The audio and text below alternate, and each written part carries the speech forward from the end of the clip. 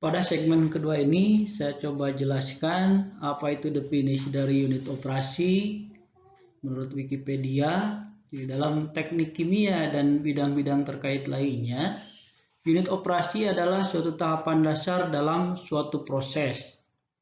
Dan kebetulan suatu proses ini dapat terdiri dari beberapa unit operasi untuk mendapatkan suatu produk yang diinginkan. Jadi dalam suatu proses itu mungkin terdiri dari beberapa unit operasi.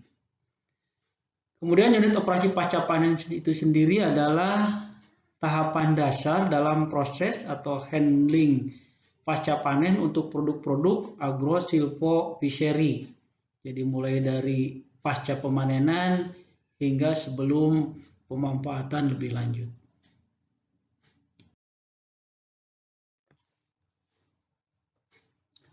Unit operasi secara garis besar dapat dibagi dalam 5 kelas, antara lain yang pertama adalah proses aliran fluida. Sebagai contohnya misalnya adalah perpindahan fluida, filtrasi, fluidisasi, maksudnya fluidisasi padatan dan lain-lain. Kemudian yang kedua adalah proses perpindahan panas seperti evaporasi, kondensasi dan lain-lain. Kemudian proses perpindahan massa, absorpsi gas, distilasi, ekstraksi, absorpsi, pengeringan dan lain-lain. Kemudian ada termodinamika atau termodinamis, adalah pencairan gas, refrigerasi dan lain-lain. Kemudian proses-proses mekanis seperti transportasi padatan, pencadaran atau screening dan pengayakan. Untuk unit operasi ada juga orang yang mengklasifikasikannya berdasarkan fisikokimianya. Yang pertama adalah tahapan fisik atau fisika, antara lain adalah proses grinding, sieving, mixture, fluidization, sedimentation, flotation, filtration, rectification, absorption, extraction, kemudian heat exchange, evaporation, drying, dan lainnya. Yang kedua ada chemical stage atau tahapan kimia. Di antaranya adalah refining dan chemical peeling. Kemudian untuk biochemical stage atau tahapan secara biokimia ada fermentasi, sterilisasi, pasteurisasi, dan enzymatic peeling. Sebuah tahapan unit operasi dengan kotak di tengah ini kira-kira dapat digambarkan sebagai berikut. Jadi katakanlah ada bahan baku atau bahan mentah, dan sebelum ketemu pada suatu unit operasi maka akan ketemu dulu unit operasi yang sebelumnya. Di sebelum suatu unit operasi tentu mungkin ada tahapan lain. Di sini adalah suatu tahapan yang kita maksud, dan di dalam suatu unit operasi akan terdapat kapital, energi, kemudian tenaga kerja, ada kontrol, dan juga ada energi yang terbuang. Setelah suatu tahapan unit operasi mungkin ada tahapan unit operasi selanjutnya atau berikutnya sampai terakhir adalah diperoleh produk, kemudian ada byproduktnya dan ada limbah dan juga ada energi yang terbuang. Jadi dalam sebuah unit operasi pada prinsipnya adalah harus terjadi keseimbangan antara massa dan energi yang masuk atau keseimbangan neraca massa dan energi. Misalnya adalah seberapa banyak raw material yang masuk, kemudian seberapa banyak energi yang masuk. Dua bahan ini akan masuk ke dalam sebuah unit operasi dengan jumlah yang sama, dan di sini barangkali ada terjadi perubahan bentuk, perpindahan, dan lain-lain. Jadi pada bagian ini harus sama dengan bagian sebelah kirinya.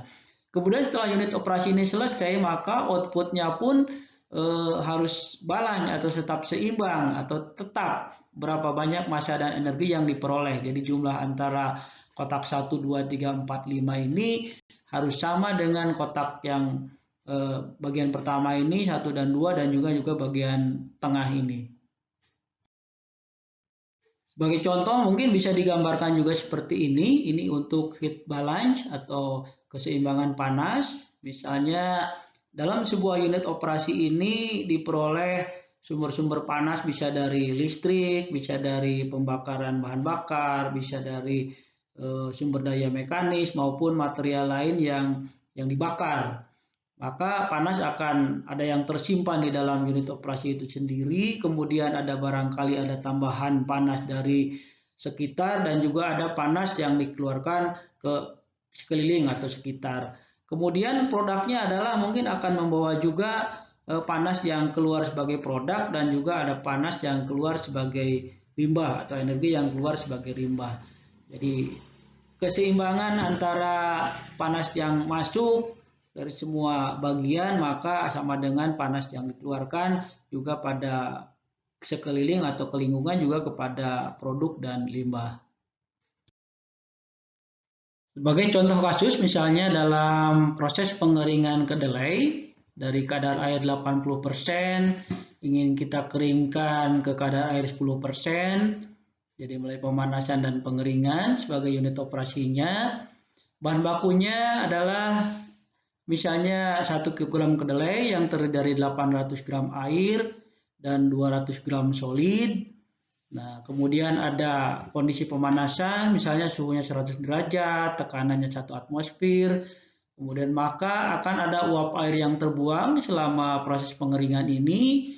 Ya, dihitung seperti ini. Kemudian juga ada output atau produk berupa kedelai kering, ya, kedelai kering. Ya tentu saja berat solid kedelainya tidak berubah, misalnya 200 gram. Yang berubah adalah jumlah air, ada yang diuapkan, dan ada yang masih tinggal di dalam kedelai yang sudah kering. Kemudian selain itu juga kita bisa menghitung pada bagian proses yang lainnya adalah berapa sih energi total yang dibutuhkan atau Q totalnya. Jadi perhitungannya mungkin bisa kita pelajari lebih lanjut pada bagian drying. Demikian kira-kira secara singkat terkait pendahuluan dari mata kuliah unit operasi ini, dan secara lebih detail dan lebih lengkap ya mari kita ikuti pertemuan atau diskusi di dalam kelas maupun perkuliahan selanjutnya. Terima kasih atas perhatiannya. Assalamualaikum warahmatullahi wabarakatuh.